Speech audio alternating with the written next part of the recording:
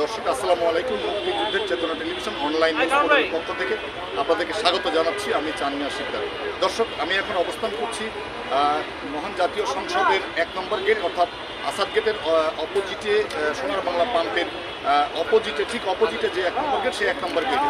দর্শক, আপনারা জানেন যে পূর্ব ঘোষিত আজকে শপথ গ্রহণ অনুষ্ঠান, আজকে 17 তারিখ শপথ গ্রহণ অনুষ্ঠান 10টা নাগাদ 215 আসনে বিজয়ী বিএনপির স্বতন্ত্র বিএনপি প্রার্থী যারা নির্বাচিত হয়েছে, সেই বিএনপি প্রার্থী কিন্তু একটি অংশ সকালবেলায় অর্থাৎ 10টা নাগাদ তারা তাদের শপথ গ্রহণ করেছেন এবং পরবর্তীতে 11টার কিছুক্ষণ পর আমরা দেখতে পেয়েছি যে হান্নান মাসুদ, এনসিপির নেতা হান্নান মাসুদ, তিনি কিন্তু এই গেট দিয়ে প্রবেশ করেছেন এবং 11 দলীয় জোট জামাত ইসলামী তারা কিন্তু শপথ গ্রহণ অনুষ্ঠান 11টার পর শুরু হয়েছিল এবং আমরা যতটুকু জানতে পেরেছি ভিতরের তথ্যের বরাত দিয়ে, অর্থাৎ ভিতরে জাতীয় সংসদ ভবনে যে সংসদ শপথ গ্রহণ অনুষ্ঠান চলছে সেখান থেকে আমরা গণমাধ্যম কর্মীরা যতটুকু জানতে পেরেছি যে সেখানে শপথ গ্রহণ অনুষ্ঠান 11 দলীয় জোটের শপথ গ্রহণ অনুষ্ঠান শেষ হয়েছে এবং ধীরে ধীরে আস্তে আস্তে তারা গাড়ি বহর নিয়ে বেরিয়ে যাচ্ছেন। আমরা কিছুক্ষণ আগেও আমরা গণমাধ্যম কর্মীরা লক্ষ্য করেছি। দর্শক, বিকাল 4টা নাগাদ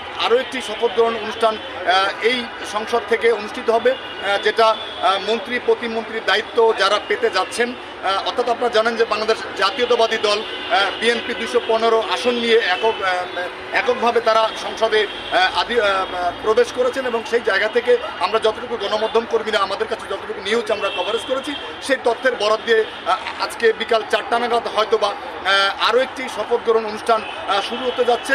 সেই শপথ গ্রহণ অনুষ্ঠানের ভিতর দিয়ে আগামীতে যে নতুন মুখগুলো আসবেন, মন্ত্রী প্রতিমন্ত্রীর দায়িত্ব যারা পাবেন, আমরা সেই অপেক্ষায় থাকবো, সেই শপথ গ্রহণ অনুষ্ঠান দেখার অপেক্ষা থাকবো।